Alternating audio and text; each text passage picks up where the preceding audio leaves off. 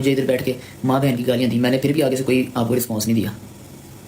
फिर आप मुझे कह रहे हैं कि मैं अंदर घुस के पड़ जाऊँगा। तो ठीक है भाई, कर लें आप जो कर सकते हैं, जो आपसे वक्त आप कर लें, ठीक है। हम इस दुनिया में आप जो मर्जी कर लो, एक हस्ती ऊपर बैठी है जो सब कुछ करती है, उससे फिर आपने बच के रहना। आप लोगों ने इस कदर हेट देनी है, इस कदर हेट देनी है कि टिकटॉक पे ये या कहीं किसी सोशल मीडिया प्लेटफॉर्म पे मुंह दिखाने के काबिल ना रहे। इतना गंदा कर दो कि वो कहीं मुंह दिखाने के काबिल ना रहे। हर इंसान यहाँ पे आके शो करेगा अपनी तरबियत, अपनी फैमिली का फेस ऑफ होता है बंदा। तो एक लड़के को बार बार दबाने की कोशिश की जा रही है कि इसको किसी तरह हम दबा दें। लेकिन एक बात मैं बताऊँ, जिस चीज़ को जितना दबाते हो ना वो उतना उभर के आती है। बंदा कहीं पे भी आपको नजर आए, अपने नीचे से ना रिपोर्टिंग शुरू कर दी, रिपोर्टिंग मारना, ठीक है। क्योंकि इन्होंने एडिट्स वगैरह बनवानी है और इनकी एडिट्स जो है ना, इनसे मैं डरता कोई नहीं। मेरे पास तो रिकॉर्डिंग पड़ी है, गालियाँ किसने दी। जो बंदे इस टिकटॉक प्लेटफॉर्म पर बैठे हैं ना, वो अपनी फैमिली रिप्रेजेंट कर रहे हैं। मैं इधर बैठा हूँ, मैं अपनी फैमिली रिप्रेजेंट कर रहा हूँ। मैं इधर बैठ के गालियाँ दूंगा ना, माँ बहन की गालियाँ तो किसी को, या मैं यहाँ पे बैठ के वल्गैरिटी बोलूँ, तो आप लोग कहोगे इसके घर वाले भी ऐसे हैं। जो कि हैप्पीली एंड हो गया। हैप्पीली एंड, हाँ, एंड होते होते शादी के बाद एंड हुआ, लेकिन मैं शादी से पहले उस रिलेशनशिप में था। आप लोगों ने उसको फॉर यू पे टिकटॉक पे कहीं ना कहीं देखा होगा। छुपती कोई चीज़ नहीं है। हाँ, मैंने अपनी जुबान से उसका जिक्र आज तक नहीं किया। रजब भट्ट ने ईमान को शादी के बाद भी धोखा दिया। रजब भट्ट की गर्लफ्रेंड ज़ारा मलिक का अबॉर्शन क्यों करवाया गया? रजब भट्ट के हवाले से तहलका खेज इंकशाफात। रजब भट्ट पर लंदन में होने वाला हमला, इसके पीछे की कहानी बहुत भयानक है और रजब साहब बहुत कुछ पहले की तरह छुपा रहे हैं। आज की इस वीडियो में आपसे बहुत आम चीज़ों पर बात करेंगे और साथ में इस पर भी बात करेंगे कि ईमान का भाई आउन नहीं चाहता कि ईमान अब रजब के साथ मज़ीद अपनी ज़िंदगी गुजारे। रजब ने ईमान की ज़िंदगी बर्बाद कर दी और आउन अपनी बहन के लिए बहुत अफसरदा और परेशान रहता है।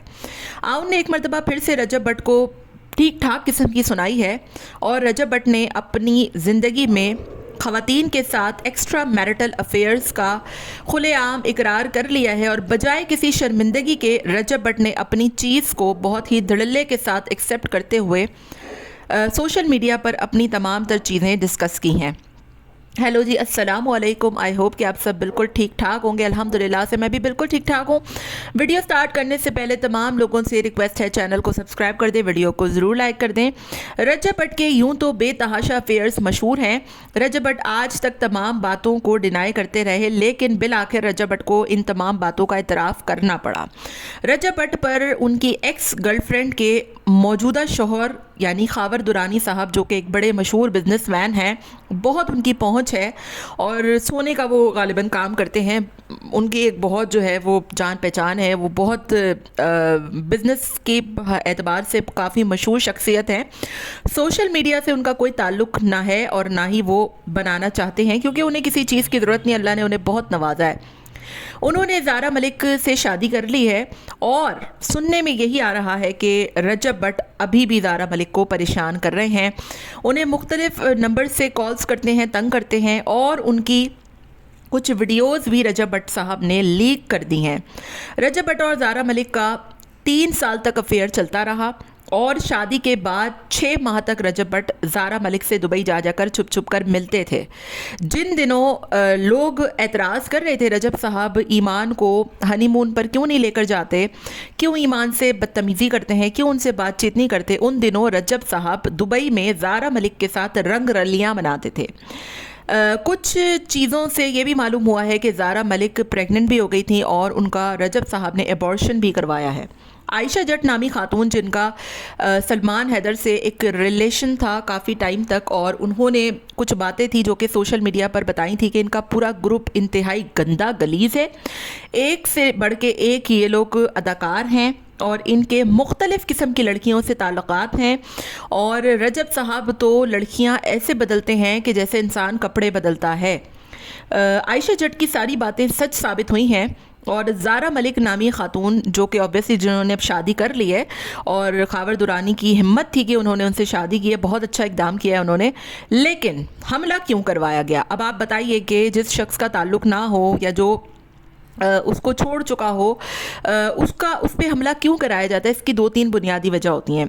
रजब साहब ने ज़ारा मलिक नामी लड़की की सारी वीडियोस लीक कर दी। उनके साथ जो प्राइवेट वीडियोस थी या जो भी पार्टीज़ होती थी इनके दरमियान, डांस पार्टीज़, कुछ वीडियो सोशल मीडिया पर खुलेआम सर्कुलेट भी हो रही हैं, आप जाकर देख भी सकते हैं।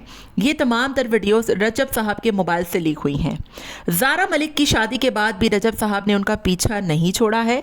ज़ारा मलिक इन दिनों लंदन में थी तो उन्होंने बाकायदा रजब साहब ने उनसे ताल्लुक़ दोबारा से कायम करने के लिए उनसे रब्ता किया है और ये सारी बातें मंजर आम पर आ चुकी हैं।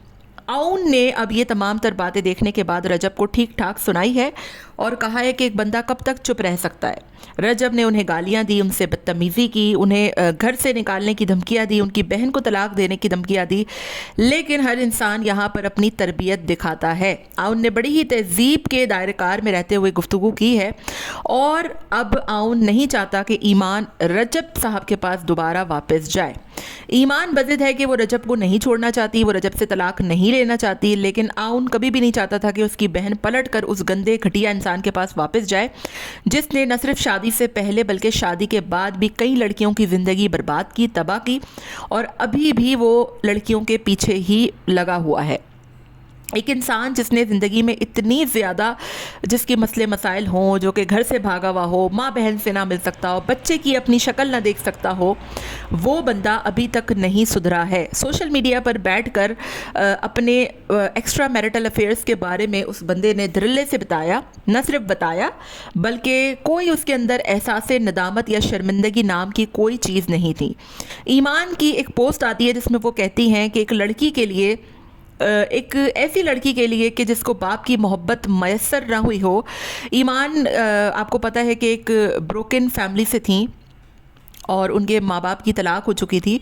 तो ईमान ने एक पोस्ट लगाई जिसमें लिखा हुआ था कि एक ऐसी लड़की के जिसको बाप की मोहब्बत ना मिली हो, वो उसका शौहर उसको बिल्कुल ऐसे रखे जैसे वो छोटा सा एक बच्चा हो, उसके लिए बड़ी खुशकिस्मती की बात होती है।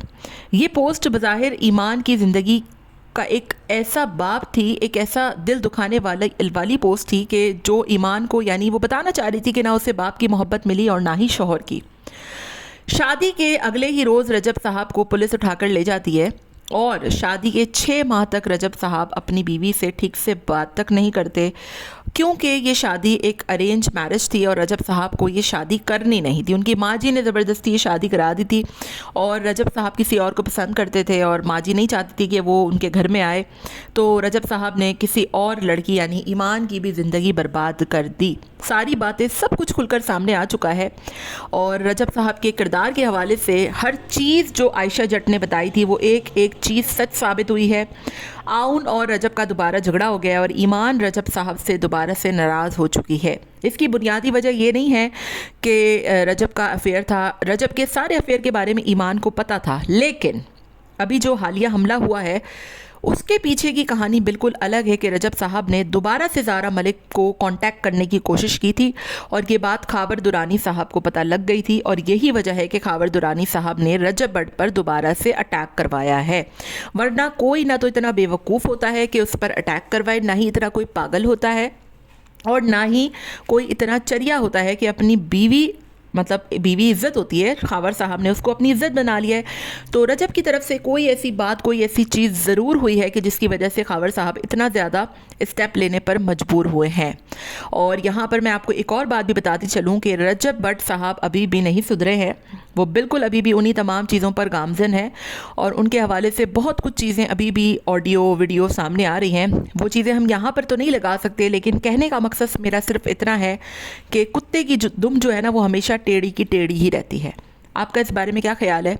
बाकी रजब साहब, आप अगर सोचते हैं कि आपको दुनिया में कोई सज़ा नहीं मिल रही तो ये मत सोचिएगा कि आखिरत में भी आपको कोई सज़ा नहीं मिलेगी, क्योंकि एक लड़की की ज़िंदगी बर्बाद करने की सज़ा तो आपको दुनिया में तो मिलेगी ही मिलेगी, लेकिन आखिरत में भी ज़रूर मिलेगी। मिलते हैं नेक्स्ट वीडियो में। Till then take care, tata bye bye, अल्लाह हाफ़िज़।